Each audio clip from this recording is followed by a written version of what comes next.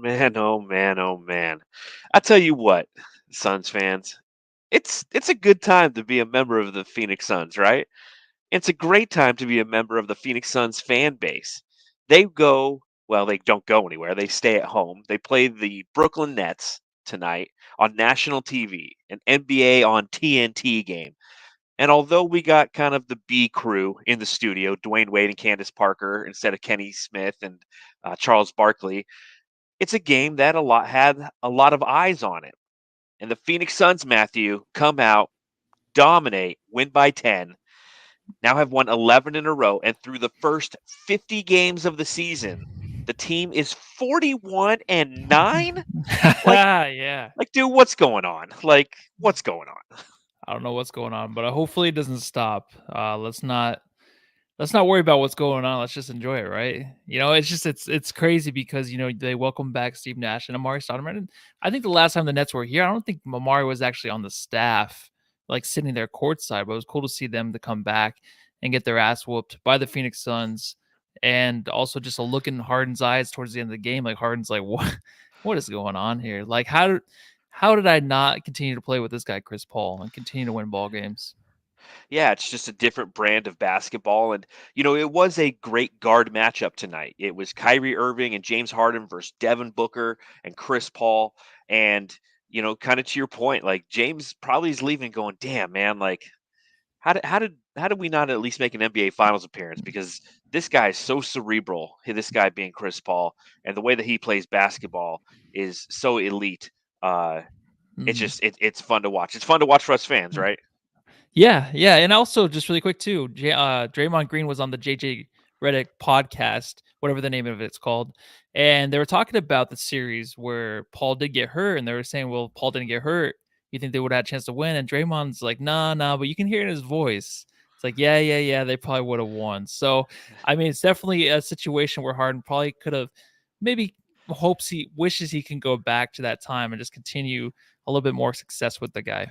Hey, what could have been, but you know what? Oh It well. benefits the Suns because exactly. Oh well. Yeah, I don't know Oh why I'm well. talking So, about it. no, it's a good podcast. That's why.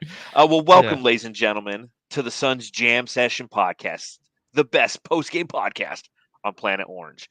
I'm John. You can follow me on Twitter at Darth Voide. He's Matthew. You can follow him. Mighty Lucy. And you can follow the show at Suns Jam on Twitter. If you're a listener of the podcast and you're not watching the live stream, go ahead, subscribe, rate, review wherever you're consuming this. And if you're watching on YouTube, go ahead and give us that thumbs up button while you're here. Helps with the algorithms, lets everybody know, after the Suns game's over, where do you go? You come over to the Suns Jam Session podcast, hang out with John and Matthew as we break down this game and other topics that might randomly come up. Who knows? But on that note, we're going to go ahead. We're going to kick this bad boy off. Matthew, I know you're pounding a nice ice cold IPA today. Is it a Lagunitas? What do you got there, bud? Oh well, Suns are playing great, but we're doing a terrible job at keeping up the beer tradition, right? I only have a Yeah. water, dude. So sad. Hashtag me too. I have All an empty right. water, so like this is how much water I have left. Because I'm in a hotel room. For I those of you who would can die. see, I'm back on the road. I am actually in Folsom, California, and I am Yeah. listening every night for that train to hear if it's coming. And I've checked around every bend, and I've yet to find that What? Folsom. It's a Johnny Cash song, Matthew. I hear the train a Oh, is coming. it? Yeah, Okay. it's the Little Folsom overrated. Prison Blues. No, Yeah. see, Shannon thinks the same thing, dude. I love I'm just Johnny I only Cash. said it because she told me that this last weekend that you guys talked about it, and she doesn't like him or whatever. So I Yeah, she just said doesn't that like to make you upset. she doesn't like Johnny Cash. I don't understand it, dude. I love Johnny Cash, but Jamsters, you're gonna have to pop them for us. So pop them if you got them, Suns fans. let's talk about this victory over the Brooklyn Nets.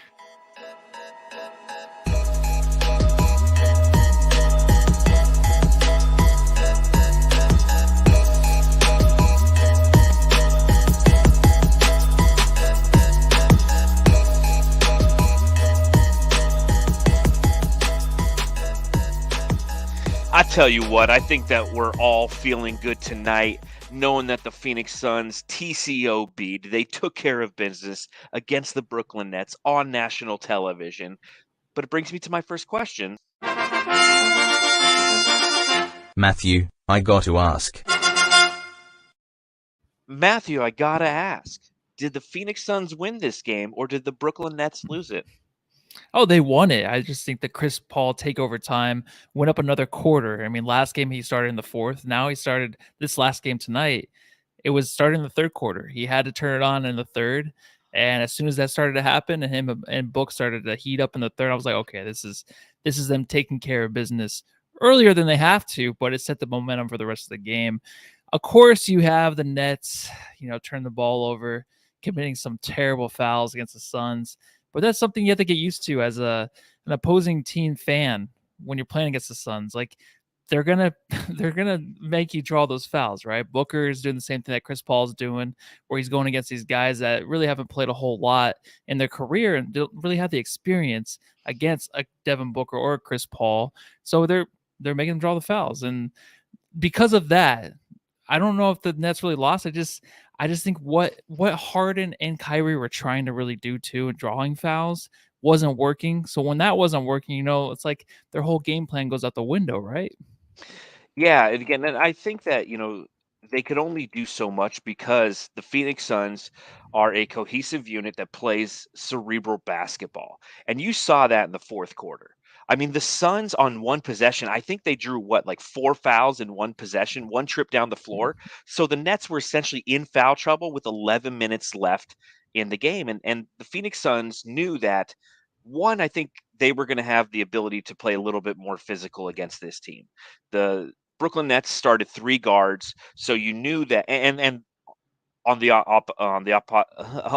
opposite side, the opposing side, the Phoenix Sun side, they're down guards, right? Like Campaign's is out. Yeah. Landry Shamet twisted his ankle, he's out. So no matter what happens, the Phoenix Suns are going to be playing with a lineup that's going to be bigger, especially when you see that the Brooklyn Nets are going to start a smaller squad. So they're feeling them out kind of throughout the game. It's like a boxing match, throw a couple jabs, no big haymakers. And as that fourth quarter started, what the lessons that they learned throughout the game, the fact that their physicality and their ability to get down on the block and create space, Devin Booker backing down. Hell, Chris Paul was backing down Kyrie for moments in this game. That's how they started the fourth quarter. Ultimately, they got fouls, as you mentioned, against players who are less experienced, who don't necessarily know how to control their bodies in that fourth quarter, and be mindful of the fact that this team's going to try to take advantage. You reach in, we're going to try to get you. Mhm. And ultimately that's what really I felt set the tone in the fourth quarter. So to answer my own question to you, yeah, the Suns won this game. There ain't no doubt about it, Yeah. man. I mean, there's a million little things that happen along the way that we'll talk about on this journey. But I mean, I thought it was just an exhibition of Phoenix Suns basketball for everyone to see. Although we know that half of the East Coast was probably asleep for it. Yeah, it's super late. But I always feel kind of weird when the Suns go out and try to win games now. This is a weird feeling I have. I'm like, I feel like a lot of these teams, especially the Nets, of course, they had the injury with Durant, but it's like, how much do Kyrie and James Harden really care? And it looked like at times, like James Harden and Kyrie did care on the court and they were trying to win. And of course, Blake Griffin, I think you have a rant coming up today or We'll tonight. talk. We'll talk about him Yeah. later. But it feels weird that the Suns want to win games still. Is that weird? Because Yeah, I that's a just feel weird like a lot of statement. these teams just don't care. I'm serious. Like, of course they want to win, but I feels weird that the Suns care so much about the season still. I don't know what it is. Yeah, I don't know what But it don't is either stop. because Don't stop. no. I don't understand like why you think they wouldn't care. I mean, that's every basketball player's ultimate goal is to win the game that they're playing. No one goes out there like, yeah, I I don't care don't today. know. I I think don't know. I get that feeling nowadays. I don't know what it is. well, maybe what it is because of the way that the Phoenix Suns play, they take you. You can see it in the eyes of the opposition. By the 2 minute mark of every game, whether it's close or not, they're going to come. They're going to put on a run in that last 5 minutes to where they snatch the hope and the care, if you will, from the opposition. They have a look in their eyes by the end of it. And it's just like, dude, there's nothing we can do. This team's too good, and that's what the Mhm. Phoenix Sun and the Phoenix. Devin Booker was just saying in the post game with TNT, he was talking about the details. He's like, it's all about the details. And I wouldn't say the details necessarily are defined as care, but I think that the way that they care about the execution, and that's what they're working on. They're using all these games for that, as a precursor to the playoffs, where you have to have perfect execution. So why not Mhm. utilize these games as a practice for it? Uh, Yeah. Fabio just said in the chat, I don't think Harden cares. That's a true he might. statement. He might. No, And yeah, right. it's You can't sit there and tell me nobody cares and then tell me that James Harden might. If anyone is going to I solidify your point, it's that dude. No, I know. I just said at times he looked like he did. He looked like, hey, I missed a layup and went to the free throw line. I should have made that layup. Really quick too, what you're just talking about, how the precursor to the playoffs, what they're practicing, what they're trying to get in rhythm for. JJ Redick podcast, Draymond said that same thing where the Chris Paul and the Rockets at that time were actually trying to practice a switching defense, something that they had to do against the Warriors in order to beat them. So they would practice it all year long to prepare for it, right? So Mm-hmm. tonight, that's what I'm thinking about. They're just running through motions and stuff, making sure they're prepared for the teams that they might have to face in the playoffs in a game like this. And this could be a team, of course, plus Kevin Durant that they might play in the finals. So that's what's on Chris Paul's mind at all times. And I don't think that's like a James Harden, Kyrie Irving thing. I don't think they think about that stuff. I think it's just like, we'll try to win the game at hand. If not, it gets out of hand. We'll just go sit on the bench and look, depressed. look sad. And again, I think what is this, the fifth loss in a row for the Brooklyn Nets? So they're definitely a team that's in the funk. Mm-hmm. Conversely, I mean, the Phoenix Suns have won 11 straight. Shout out to cousin Will, who donated $9.99, and that's $9.99 in the super chat. If you're watching along live on YouTube and you want to donate the super chat, we truly appreciate it. We're going to get Matthew some courtside seats one of these days. But he says, wait, is this win 41? Phoenix can lose out and their record will still be 500, and it's not even the All-Star break yet. That's how good they're rolling. Fucking A. I'm with you, cousin Will. Yeah, this is the world that we live in now, and we have to appreciate it. We have to, Yeah. obviously there's pros and cons that happen game to game, and that's the fun thing about doing a podcast after every game is, we're going to talk about those good things. We're going to talk about the things that frustrate us, but it's all just kind of a little chapter in the journey, if you will, that's ultimately going to lead us to the playoffs and hopefully to a championship this year. I do think that you hit on a couple, valid points though when you talk about the practicing and the execution, right? I mean, that is what these games are, and the Phoenix Suns have done such a good job. This is a litmus test. Even though this team, the Brooklyn Nets, was without, in my opinion, the best scorer in the league, right? Do you think Kevin Durant is the best scorer in the league? And if not, who is? No, I think he's him and Giannis and LeBron are right there, 1, 2, and 3. Best player in the NBA. Yeah, but from a scoring standpoint, I think Yes, Kevin yes. Durant is more lethal, in my opinion, Yes. Yeah. because like Giannis is the best scorer around the rim, right? And LeBron, Mhm. I fuck LeBron, and Kevin Durant. Kevin Durant's the best three level scorer in my opinion. So Yeah, obviously absolutely. him being out is something that is you know I wouldn't say tarnishes this win in any way, shape, or form, but you're not getting the true punch from the Nets, if you will. But that being said, like if we were to face this team and it was in the NBA Finals, would they even be healthy? I mean, it's a team that has constantly has trouble putting those three guys being obviously KD, Kyrie Irving, and James Harden on the court at the same time. So it's like but still Yeah. going into this, it's a litmus test. And for the first time in gosh, 2, 3 weeks, heck, let's just say 8 games, we get to finally play this drop again. Watch. The news came out before the game, pretty close to the game, that Jay Crowder and DeAndre Ayton were going to play in this game. Because coming into this game, knowing that DA wasn't going to be available, knowing that Jay Crowder wasn't going to be available, we just lost Landry Shamet. We had to sign Justin Jackson to another 10-day contract.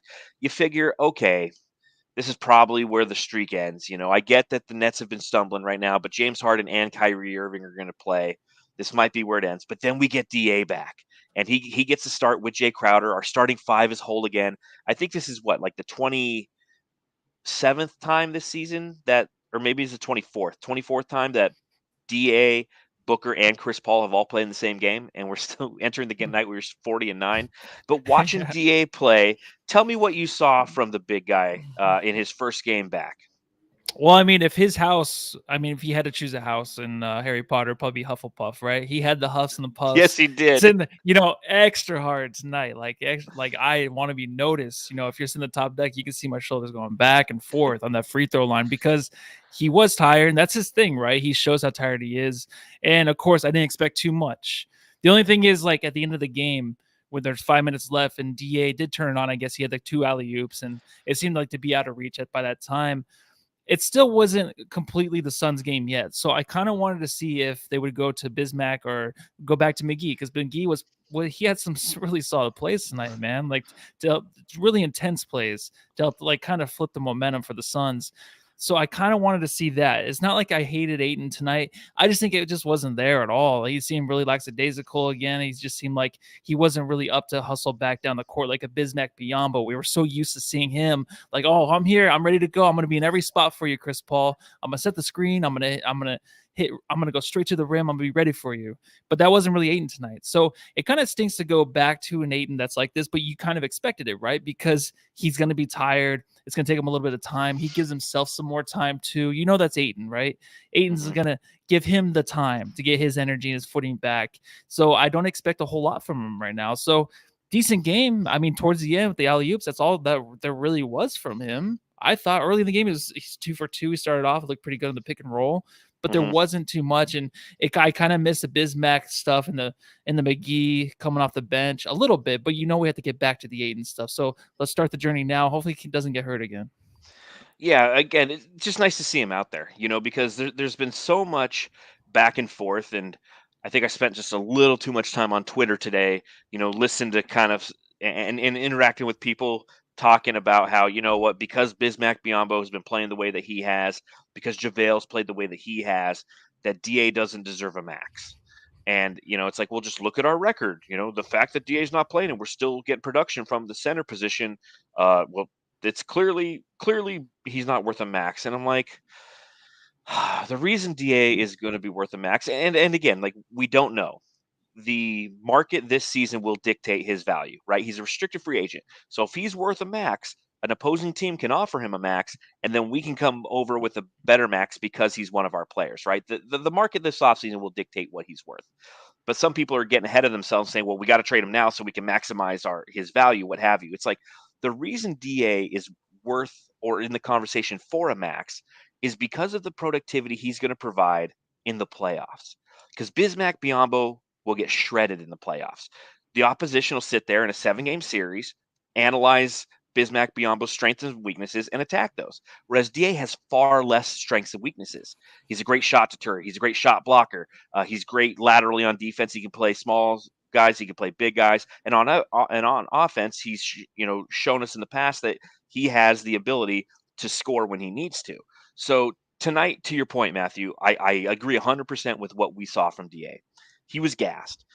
He was I mean, the guy hasn't played in a while. It's going to take him a few games to get back in shape, and if he can take these games to get back in shape, and the Suns are still going out there and beating the Nets by 10, like, how it's Hannah Montana, man. It's the best of both worlds, right? We're getting everything that Yeah. we want, right?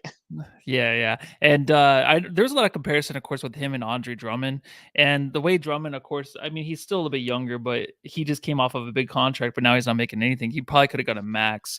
So I'm not saying he's Andre Drummond, because DA will get up for the big game. So I'm not worried at all for at all, like going to the playoffs, that DeAndre Oh, will get yeah, up. He'll have to go another couple notches if he's gonna have to of face like course. even the Sixers right now, who are looking good without Ben Simmons. You might have to go up against Embiid now in the finals if that's going to be a thing. So it has to be another couple notches. That's what I'm saying. He needs to stay healthy. That way he has like the next couple months to 3 months to really get in shape and get in tune with this offense, and then just show up at the end of games like he did tonight. No, exactly. And again, you don't want to make the same mistake that Detroit made all those years ago when they gave Andre Drummond that max contract. They're like, well, we got to do what we can to keep this guy here. Yeah. And the Suns are in the driver's seat because he's a restricted free agent. No matter what, Devin Booker, DeAndre Ayton will be playing for the Suns next year because he's a Yeah. restricted free agent. Okay, he's not going to have the ability to just leave. The Suns are going to have an opportunity to offer whatever the market value is. If another team offers him, 2 years and $30 million, the Suns can come right over top and match that and give him a little bit more. So again, I think that everybody who's out there, and I get it, like the trade deadline is 10 days away, now 9, I think.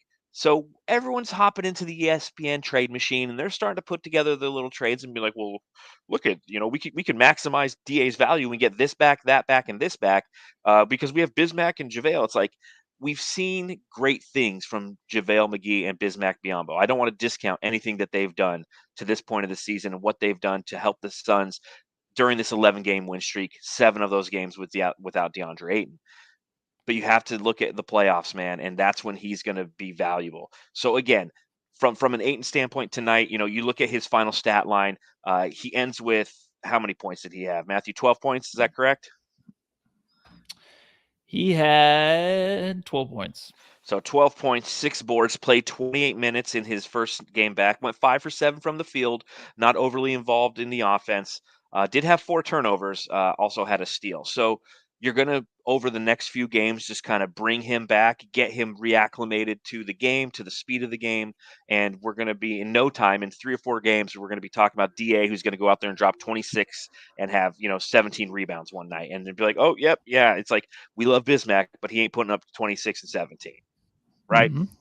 Yeah, we'll be having this conversation all year. Of course, that's the fun part about it. That's the Another. Yeah. Yeah, it's what it's what it is, man. It's what it is. We got to talk about your boy. I clicked the wrong button. Oh, there. Lights, camera, action. Cam Johnson tonight, man. You look at his final stat line, and he ends the night with a total of 16 points, 5 for 10 from the field, 4 from 8 from deep. He had 3 rebounds. Tell me what you saw from Cam Johnson tonight, man.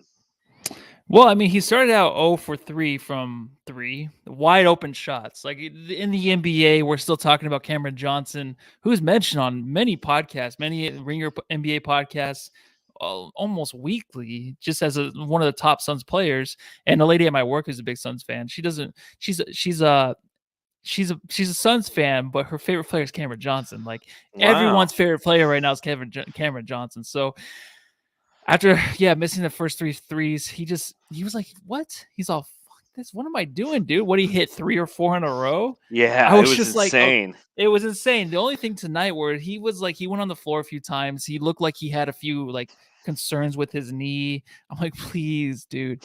Please, we cannot lose Cameron Johnson at all. But him and Mikal Bridges kept cutting all game. They were doing a lot of cutting. He was always, of course, in his spot, wide open. And he kind of helped, him and Mikal helped out Elfrid Payton, who, had a decent night, had a few dumb-headed plays, but him and Mikal helped him out. But when he was hitting those threes, dude, I was just like, those threes, when he was covered, he was just so mad about missing the last ones. And I think you tweeted out too how he hit the free throws and he got back in rhythm from that too. So I stole that from you. And it's true. And that helped him out. That's an Eddie Johnson thing. And it's something that always works, right? Yeah, no, that's the old Eddie Johnson thing. If you're having a hard time shooting the ball, get to the free throw line, see that ball go through the basket, and good things will happen. And that's exactly what happened tonight. Missed those first 3 threes, as you mentioned, hit 2 free throws, and then boom, he was in fuego, and he had no problem pulling the trigger tonight. And again, with a bigger lineup that the Phoenix Suns have, I feel like it was advantageous for them to not only take advantage of the Nets down on the block, but whenever any double teams were thrown their way, and you saw a lot with Devin Booker. Devin Booker back down. Here comes the double. Cam Johnson 3, and it was just like, it was artful. Yeah. And to your point, Parker Hines, one of our Jamsters watching along live, says in the chat, he says Cam J really tried to play defense on Kyrie. And so, yeah, Kyrie's a low center gravity kind of player, right? So Cam Johnson has to get low, and yeah, he fell over a few times. You're right. I definitely saw Cam on the floor a lot tonight, but I also have to applaud his efforts trying to take on one of, if probably the best ball handler in the league. Kyrie Irving is ridiculous with that ball, and seeing him toy with the opposition with, and that's Cam Johnson and Mikal Bridges. I mean, and for them to still kind of shut him down, relatively speaking, and Kyrie Irving ended as the top point scorer for the Nets, 26 points on 10 of 20 shooting in 36 minutes played. That's one of those things where you tip your cap to Cam Johnson and Mikal Bridges, both for the way that they played defense on him, because that ain't easy. No, it's not. And without James Harden on the floor, Kyrie is much more scarier. He seems to be just like his own the old school player that he was. I mean, you saw flashes of it when he first came to the Nets. When he was with Boston, you saw flashes of it where he's just unstoppable. And then a lot of what John Morant looks like sometimes is like Kyrie does, like in the paint, where he'll get in there and he'll basically be defended by 4 guys and he'll just make a miss and hit somebody wide open from the corner 3. that's Kyrie. And the way I think this team needs to move on is, of course, I think the James Harden trade, I think, needs to happen for sure. I think the whole three-headed monster thing is just that's old, right? You don't need to have all three of those superstars to win a championship. You need Kevin Durant, and if you have Kyrie, that would definitely. But then also Kyrie can't play because of the COVID stuff sometimes, so that's kind of weird. Yeah, So I don't know yeah. what to do, but I think James Harden might be the first one to go. And if they just had Kyrie, if he's going to play full time, him and Kevin Durant, that's even deadlier than all three of them. I think just because those are two like the top 15, top 10 players Oh, in the NBA yeah. right now when they're playing together. Well, and again, if you do it right, you do it kind of like the Phoenix Suns have, right? You got Devin Booker and you've got Chris Paul making the majority of the money. And then you take whatever that Harden money would be for the Nets and you distribute it amongst quality players that complement them. In their case, because you got Kevin Durant and because you have Kyrie Irving, in a perfect world, in a non-COVID world where he's playing all the games, you're Mhm. going to put slashing forwards, kind of like the Phoenix Suns have. As Mike says in the chat, he says nice to have two young slashing forwards. You put 3-and-D guys around that core utilizing the money, and that's why even the Lakers are a great example. They're a team that has three superstars, relative to pay, not necessarily relative to their play, but to how they're paid. And therefore, you can't fill out the rest of the roster with effective players because you're spending so much. You're so top heavy that you fall over. And then if you have a guy who's injured, LeBron's currently out, AD's been out. Russell Westbrook, even though he's playing, he looks like he's out because he sucks in the fourth quarter. So all of these things combined, you're not going to have a winning team. The Phoenix Suns have built a team that not only is productive, but it's also sustainable given the way that we've done these contracts. We don't have any murderous contracts. Even the Chris Paul contract isn't murderous because of how it's front heavy for this year, and next year, but the following couple years, it's not fully guaranteed and then it's not guaranteed at all. It's clever ways that the Phoenix Suns have constructed this lineup to be successful not only today but for years to come. So that's what Mhm. again the Nets, they have the foundation there. Patty Mills is a killer, right? And that's a great deal. But I mean, he's what, the fourth, fifth highest paid guy, and then it just falls off a cliff. I mean, Bembry is out there just fouling everybody in the fourth quarter. That's why you lose. Yeah, but also if you keep it close, like the Suns usually do now, and you have KD or Kyrie to end the games, that's very scary. As long as they're playing well together, I would not want to face that at all, right? Well, Those two. yeah, I don't care who we face right now because we're that I good of a don't either. team. Yeah, But I'm I with you. know. I get what you're saying. Like, it's not a preferable matchup because of the talent.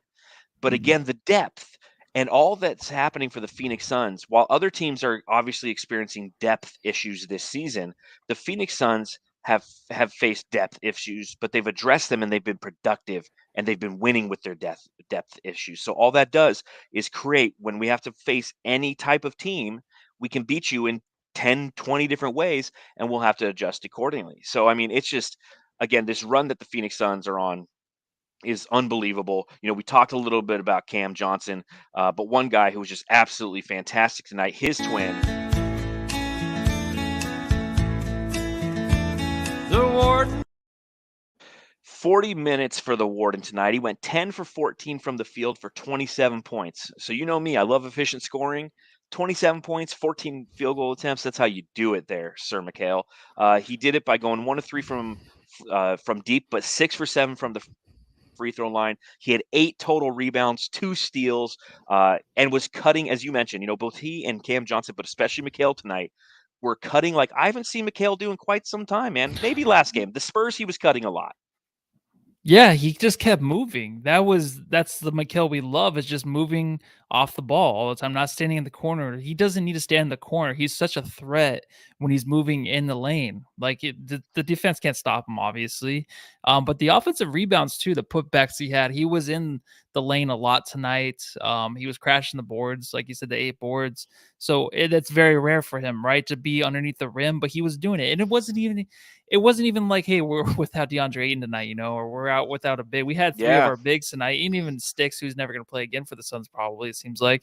But it's just like you're not gonna ask him like, hey, we need help. He just did it. Him and Cam just kept running from different ends, trying to find a way to get the ball inside, and that's when he's just efficient. I think it just gets him going. If he stands there in the corner, I think he not that he thinks too much, but maybe it's just he gets bored. He might just get too bored to where he's just like, this offense is doing okay. I don't have to do too much, but it's more fun when he's involved because he can get involved with this offense and make big plays like that Chris Paul assist towards the end of the game for the Man, N that one. That was insane. was That was fire. one of the best plays of the year, I think. That was just that pass was like a Cameron Johnson pass. Chris Paul must be learning from Cameron Johnson how to sneak it by the defender so easily. And honestly, I want to see Mikal do more of this, and maybe it comes with DeAndre Ayton coming back, because it's not like when these guys are out, I don't want to be like, okay, now we need you to step. I just want him to always be there and be an option offensively, and he's been like this for the past 3 or 4 games, right? Yeah, we're starting to see Mikal readopt his affinity for cutting, right? And you're absolutely right.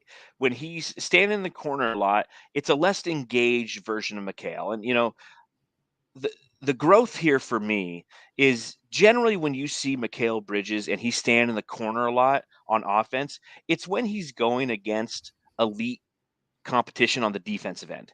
So that's how he gets his rest in, right? He's like, I'm just going to go stand in the corner for a few possessions. What's so impressive about tonight is he played 40 minutes. He's guarding James Harden and Kyrie Irving off and on throughout the night, and he still had the energy on the offensive end to continue to cut and to continue to be a part of the offensive game plan. And that was fucking impressive. That's what I like to see from Mikal. That's why, one thing I've been doing, again, I'm on the road again, probably for the entire month of February. I'll be up in California for the most part. And one thing, I think I told you this, and I might have mentioned on the last podcast, is I'm rewatching The Last Dance again. I love The Last Dance, dude. That doc is like, there's only one other doc that's a 10-part miniseries that I watch a ton of, and I watch it every year, and that's Band of Brothers. The HBO's Band of Brothers. I think that's the greatest documentary ever made. But Last Dance is up there because I loved Jordan and the Bulls. That was like my childhood right there. Like I relive a lot of those games. But watching that again, watching Scottie Pippen play again, I'm telling you, man, like our buddy Flex from Jersey said it, and we've echoed it ever since, for the past 3 seasons now. He really looks like a young Scottie Pippen. He's got the athleticism. He's got the size. The only thing that Scottie Pippen did better than Mikal is his ball handling, because Scottie Pippen was a guard when he played in at Southeast Arkansas or whatever it was, and then he grew one summer his sophomore year, and all of a sudden he was 6'7", so he went from 6'1" to 6'7", so he maintained the ball handling skills. Mikal isn't necessarily as good as Scottie when it comes to ball handling, but when it comes to defensive intensity, when it comes to cutting, when it comes to just now seeing him add in 26 points, it's fantastic to see. It's the next level of his growth. And that's the one thing that nobody talks about, man. I mean, everybody from a national level, the Suns are good, but are the best team. I mean, I was listening to Weekends with Waz. Have you listened to that pod on The Ringer yet? No. Oh no, I love Waz though. He's awesome. I love him. So he's got a new show on The Ringer, the NBA Ringer show. They've added Weekends with Waz. So if you go back and you listen to this past one that came out Monday morning, he was asking that question: are the Phoenix Suns the best team in the NBA? And it's like every statistic, every arrow points to the Phoenix Suns being the best team in the NBA. But like nobody really kind of wants to acknowledge it, because it's not overly sexy. It's just kind of a team that's completely constructed that just keeps coming at you offensively and defensively. Only them and the Warriors are in the top 5 in both offensive and defensive rating, and you have players who just continually come at you and beat you into submission. So, Mikal Bridges is another one of those players. Like you said, Cam Johnson, you have a coworker who loves Cam Johnson. There's a lot of love for Cam Johnson and Mikal Bridges nationally, but there still is not a lot of love for the Suns. And you know what? I'm okay with it. Whatever, dude. We're 41-9. Fuck them. It's a strange thing, but I think it just has to do with them not completing the series. Last year in the finals, Kendrick Perkins, everyone, where they're up 2-0, like Suns are going to win. Obviously, they're up 2-0. They're going to win the series, right? And just because they lost in 6 games, that's the reason why they don't think they can do it again. The Chris Paul thing's never done it, so that's probably what it is. And just really quick to go back to Mikal, him playing offensively, like having the actual like stamina to keep up offensively and do what he does like he did tonight to where he's so efficient. I think maybe having DeAndre Ayton back too defensively, that might relieve a lot of stress off of his mind, Truth. save him, because like we even talked about when we played Luka Doncic, those two together are so good against him, where I just think that Mikal really relies on him to help him, and I think it just relieves a lot of stress from him, and I think he can focus more on the offensive end. No, it's a good point. It's like I don't have to spend as much intensity on this player because I know I've got DeAndre Ayton behind me. So if I do make any, I can gamble a little bit, and if I miss on that gamble, DeAndre Ayton can clean up my mess behind me. Which is, again, that's Yeah. a fantastic defensive strategy if you have the likes of DeAndre Ayton. Again, another reason why he's worth as much as he is. Parker Hines says in the chat, "We're very Spurs-esque." Locked On Phoenix Suns podcast tweeted this the other day, and they're like, what would you take offense to anyone saying that we are Spurs-esque, Matthew? No, I've said a few podcasts ago where I think Devin Booker is the ultimate Spurs player. Like, he's the ultimate pop player. He is. He's just he's not a sexy player to watch as much, but he gets the job done. That's just the way, those players were. Yeah, and I think that, you know, we've I said this a bunch last year, actually. I remember when we were talking about the Phoenix Suns and, we were surprised with their rise last season and how fast it occurred once CP3 entered the equation, that the Phoenix Suns do have a mid 2000s Spurs kind of way about them. And that's probably why, again, they don't get a lot of national TV love, is because it's a very methodical way of basketball. It's very deliberate. It's very cerebral, and it's very unsexy. Yeah, you're going to get the alley oops. Yeah, you're going to see Devin Booker, shake somebody into three. But for the most part, it's just consistent all game long. And they grind you down on both offense and defense. Right. And that's ultimately what the Phoenix Suns do, not only now, but throughout the entire season. That's why they have the best record in the NBA. So if anybody says that we are a team that looks like the Spurs, I take that as a compliment. They I won really do. championships. I don't Yeah. care. Let's get one of those championships. It's like, Please. geez, that would be fantastic. So, let's see who's up next. Oh, well, I mean, we've talked about a lot of guys, but we got to talk about the big dick guy. Big Dick Booker.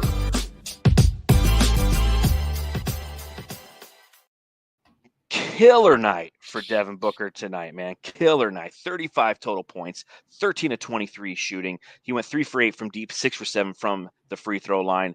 He added 6 total rebounds, a couple assists, and he did his thing as the majority of the Suns did. In the first quarter, he went 6 for 7, had 14 points. Hell, the Suns shot 71.4% in that first quarter. Devin Booker, I think the best part about Devin Booker was at the very end. He was doing the post-game show with TNT, and Westville says in the chat, he said, "Good on Book for calling out Wade." D Wade, Booker, they're sitting there interviewing him, and he pretty much says, "Yeah, somebody in the studio, a little birdie told me that somebody in the studio said I wasn't going to score 30 tonight." And D Wade's like, "Oh, did I say that?" It's just like he doesn't remember.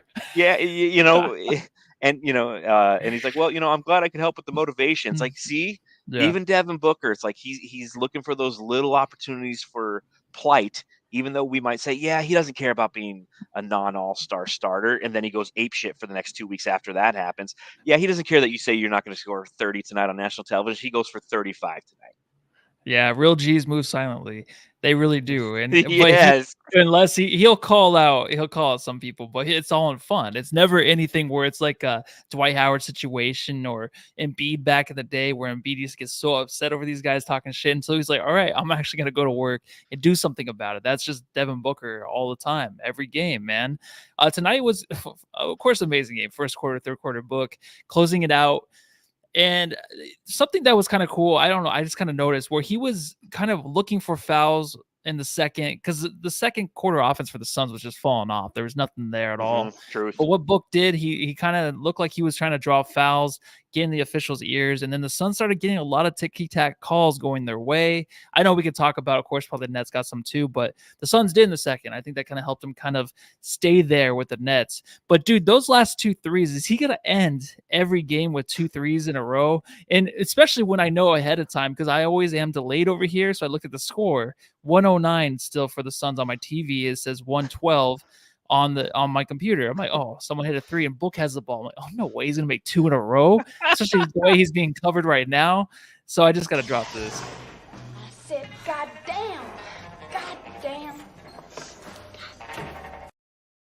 That's So I Devin. just That's Devin that Booker, man. yeah, he's to that level right now where just have no words. He's on that Cameron Johnson level finally, man. I mean, the Chris Paul's learned to pass from Cameron Johnson. Devin Booker's learned how to score from Cameron Johnson. I Yeah. mean, everybody's finally learning from the wise one, Cameron, the Batman Johnson. But you're right. I mean, seeing him make 2 threes in 2 consecutive games in the last 2 minutes, I mean, it's just like this guy's going to a whole nother level, and he's truly becoming unguardable. And again, the one of the best things about him spending this time with Chris Paul is how cerebral he's becoming as a player. Because you're right. When the Phoenix in the past, when he wasn't getting calls and things like that, he would go into pissant mode. He still does it from time to time. We know it. He gets all frustrated and such. But at the same time, now he knows how to use that in an effort to try to sway some of the calls his way. Because there was some bad refereeing in this game. And I tell you what, if you ask a Nets fan about it, I'm sure. And the reason I'll say there's bad refereeing is because you have James Harden, you have Blake Griffin, which are two of the biggest floppers in the NBA. But at the end of the night, the Suns had a total of 19 fouls. The Brooklyn Nets had a total of 27 fouls. The Suns shot 10 more free throw attempts than the Brooklyn Nets. So I guarantee you, go ask all your Nets fans, and I don't know anybody who's a Nets fan. Anybody who's from New York is a Knicks fan. They're like, fuck the Nets. They belong in New Jersey. I got a buddy, Alfred, lives out there, and yeah, he's like, dude, the Nets don't even exist to us. But if there is a Net fan, they're probably complaining about the foul calls.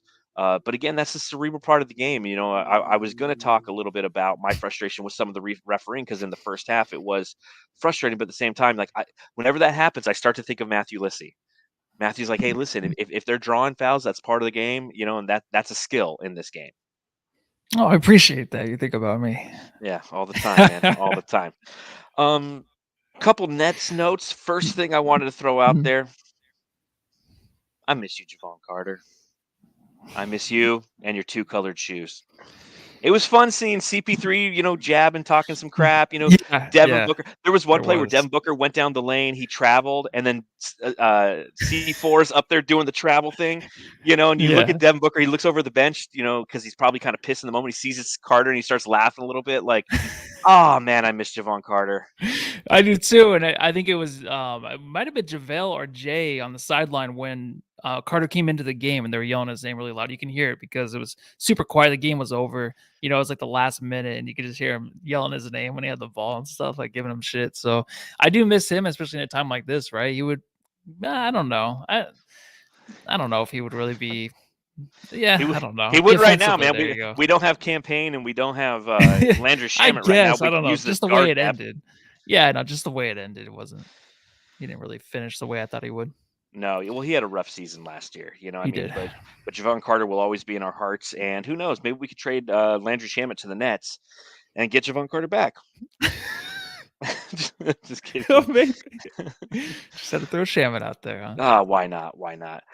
James Harden. I have in my notes the same thing I've had in my notes every time I watch him. It's unbelievably frustrating. Every time he loses the ball, it's clearly a foul on the Suns because, I mean, God, he could never lose the ball. But I do give him credit, man. He has probably the most elite first step in the NBA, if not top 5, because Kyrie's right up there too, right? Yeah, no, it's good. Just nothing was there to finish, and the rest weren't calling anything until maybe late in the game. They gave Harden a few of them, but they were letting them go up there and letting the Suns play some defense on them in the paint, and nothing was ever called. I don't think. I mean, there's a few of them. Was like, oh, really? But I think they have to throw a few of them in there just to kind of make Harden so he doesn't get a technical or something. I don't know, because Harden was a little heated tonight, especially with his little run-in with Jay Crowder, where Jay Crowder got a technical because he bumped him, and God forbid. And then Harden said something to him, but then Jay got the technical, which is kind of cool because, in these kind of games, even in the playoffs, and Jay's going to go after these superstar guys, and that's always fun to watch. Yeah. Yeah. I mean, that's just him kind of exerting who he is and his physicality, whether it be, actual physicality and again, cerebral basketball. That's the mental game he's kind of playing on James a little bit. But, I think one thing I definitely want to talk about. Twitter take. So we said it on our Twitter feed at Suns Jam. Give us a follow if you're not. If you're here watching along live, please hit that thumbs up button down below. Helps with the algorithms and such. But one of the things that I tweeted out from our Suns Jam account was, if you want a Blake Griffin rant, I've got one for you this evening. Oh, hold on, let me get comfortable. Yeah, get Oh yeah, my comfortable. new shirt. My new shirt, by the way. Oh, let's see it. Who What do you cares? got there? Let's see it. Little Devin Booker heating Ooh, up heating shirt. up. So where'd you get Yeah. that? Just sports. Oh, fantastic! So, Jamsters, Yeah. if you're listening or watching along live, and you go to or to Just Sports, you can actually, if you utilize our code, if you go to shop Just Sports online, put in Suns Jam, you'll get 15% off your purchase. So, this next segment, this Twitter take, this rant about Blake Griffin, is brought to you by Just Sports. They'll probably drop us as a sponsor after this. But I hate Blake Griffin. Sports hate. Okay, nothing personal. But there's a lot of reasons I'm probably not a huge fan of Blake Griffin. One, my old general manager is a University of Oklahoma alum, and I worked at my last job for 14 years. So I've known him throughout the entire Blake Griffin experience. And man, he loves Blake Griffin. He's infallible simply because he went to Oklahoma. It's like Blake Griffin and Trey Young and like Baker Mayfield and Kyler Murray are like gods to my old GM. And I used to have these conversations with him. I'm like, dude, Blake Griffin is a flopper. He's overrated and he's dangerous, and he'd be like, oh, no, he's none of those things. I'm like, listen, you're clearly looking at this through a skewed. I like how you're just getting rid of Matthew. Just got rid of himself there. He's looking at this through a skewed point of view, right? Because he was an Oklahoma alum. In truth, Blake Griffin, one, he's a top 5 flopper probably in the NBA, right? He every time you come near this guy and you touch him, he screams, he yells. So that's just annoying to watch, right? But again, if it's part of the game, it's part of the game. But he does have a top 10 punchable face, as our buddy Dan Duarte says from Fanning the Flames podcast. Who he has got the whole "fuck that guy" segment on the Fanning the Flames podcast. That's how I feel when I watch Blake Griffin. He's got one of those faces where it's just like there's something about it, man. It's a little puffier now that he's older, and it's just like, man, you love to throw a couple A blows little at him. puffier. It It's is, a little puffy. Yeah. No, of Yeah. course it is, man. I mean, when you eat that bread, drink that wine, it goes straight to your face. And unless he's had some plastic surgery, I mean, he was with the Kardashians before, but now I don't think it's plastic surgery. It has to be just the wine and the bread. Probably he's Catholic now. He probably goes to get communion. So it That's goes calories, straight to man. his cheeks. Yeah. Those I think those Cheez-Its are calories. I missed half your rant though. I apologize. It's okay. It's okay. I'm still going. I'm just warming up. Fabio says reasons to hate Blake Griffin. Dunking over a car shouldn't be a 50. JaVale got robbed on that dunk contest. Agreed. He dumped over a Kia, and the only reason they gave him a 50 so they could use it in the highlights for Kia cars. It wasn't. Yep. He didn't deserve that. My friend did the next day at work too. He jumped over a car. Yeah, and you know what? So that's a 50. Anytime somebody does that, just tell them it's a 50. But again, he plays dangerously now. He no longer has the athleticism that used to make him fun to watch when he was a member of the Clippers, right? He was explosive. Him and Chris Paul and DeAndre Jordan, the way that they played, it was fun and highly consumable basketball. But as he's grown, both in age and out, he plays a lot more dangerously. When he goes up for rebounds, it's not with the intent to grab the rebound, it's to slap the wrist of the opposition. He had a foul where Mikal's going up to grab the rebound. He knows he can't get it because his fat ass can't get off the ground like he used to. So he just swipes at Mikal's wrist. You do that wrong, you're breaking a guy's thumb. That's reckless. That's reckless. It is. I think he's always been reckless, though. That's why he's always been hurt, right? I mean, he kind of was like the Amari Stoudemire after Amari, where he would just, up and down the court, lob city, all of that, just really reckless, like a Derrick Rose in a way too, where he just throw his body, he would end up in the second row behind the basket every play. So he's that way. But yeah, now it's kind of hard to watch. But it's kind of nice when you're playing against him when he's like the third option for scoring when he can't hit a three. So I like that. Yeah, I like that too. But what I don't like is when he runs down the key and he turns his ass out and he just runs in like he's not trying to do a true box out. He sprints in the lane and just throws his ass into into like JaVale McGee's hip to move him off his spot. Like that should be a foul every time. There was one play where he was trying to do that. Devin Booker olayed him, let him miss. He went through, he fell down, but they called a foul on Devin Booker earlier in the game because on his way down, he's it's like all the ref sees is him falling down, and Devin Booker put his hands up like, what the fuck did this guy just do? Yeah. So again, that's reckless. Again, the way he flops around the court, he looks like a freshly caught marlin on if you're in the Gulf of Mexico and you're going fishing, you catch a marlin, it's flopping around on the deck, after you pull it in. That's what he's doing on the court. And that's dangerous too, because he can fall into players' legs. And then he's the king of the moving screen. Go back, go to NBA.com tomorrow morning, go and you can watch every play of every game. Watch it. You'll see that he is always moving on every screen. It's annoying. And again, it's dangerous. He's going to bump knees with people.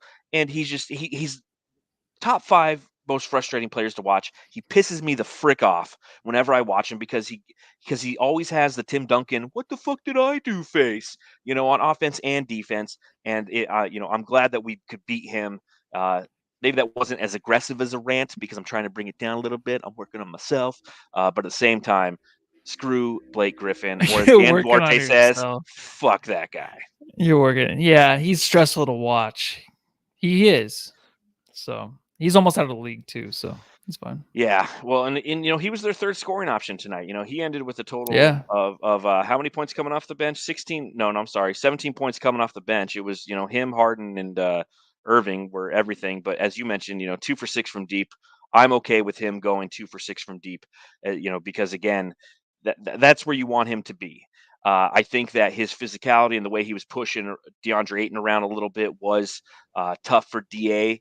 In his first game back, you get a flop artist going against you like Blake Griffin. But you know what? I've spent too much time talking about Blake Griffin on this podcast. But I figured, because I won't be talking about him ever again because they won't make the finals. I figure we might as well just go to our Jam Star of the Game.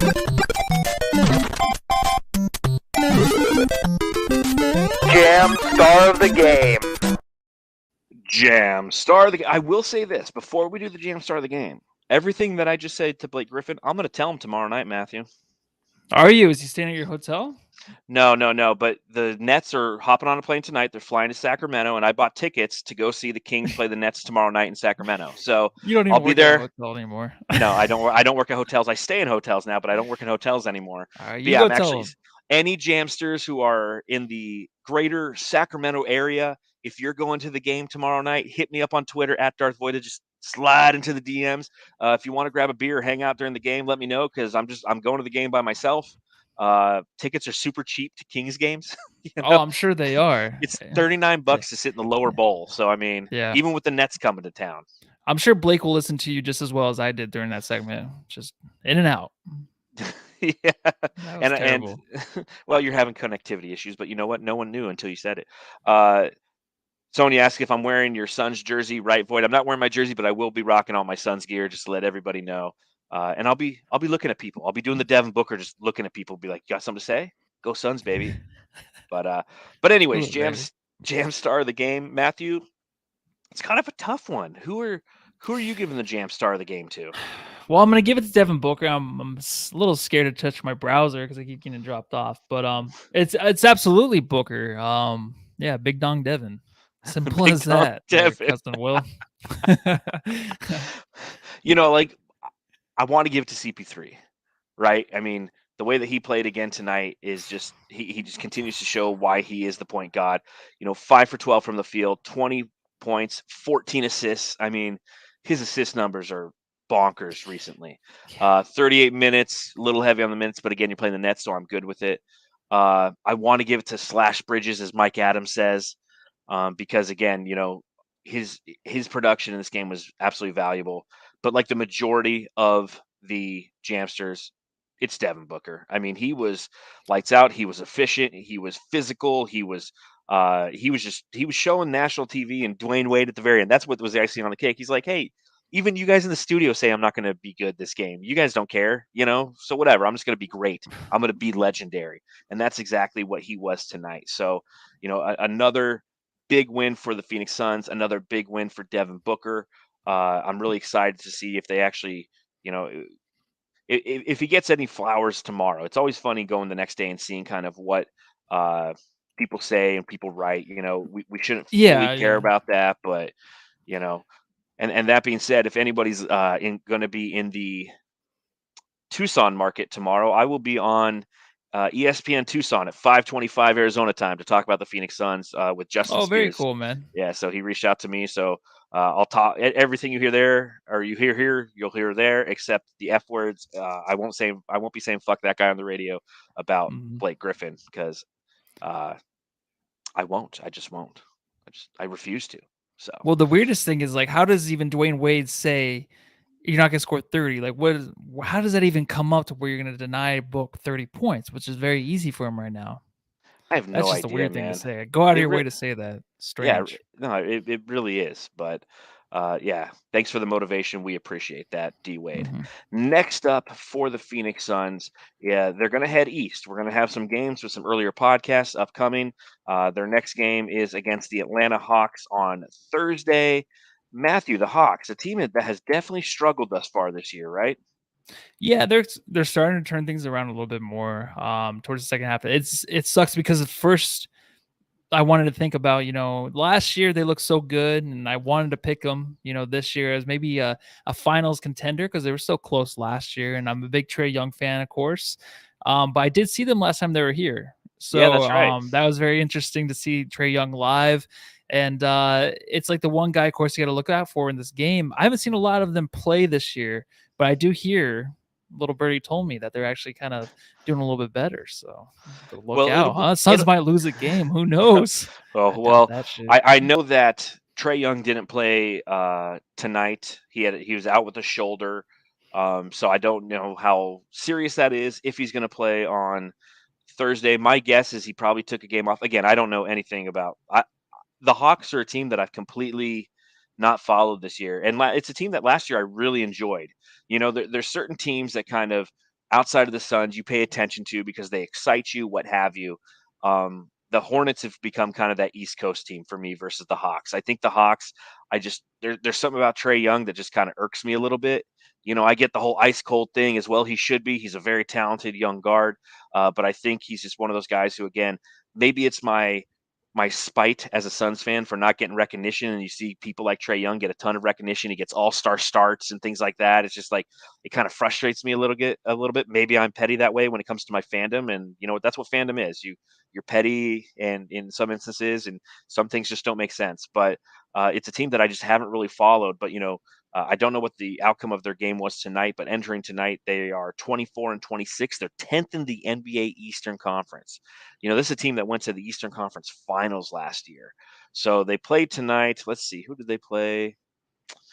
I don't know if I even have that. I can't touch anything else. I'll look for you. I am just sitting here with my hands to myself. Did they play tonight? I'm not. Did they even play tonight? I don't think. Nope, they didn't. So yeah, They didn't play tonight. 24-26. There you go. Nice. But again, we'll Yeah. see. We'll see how again, not knowing the shoulder injury. If you have a shoulder injury, you're not going to play for a couple of days and prep up because the best team in the NBA is coming to your arena, right?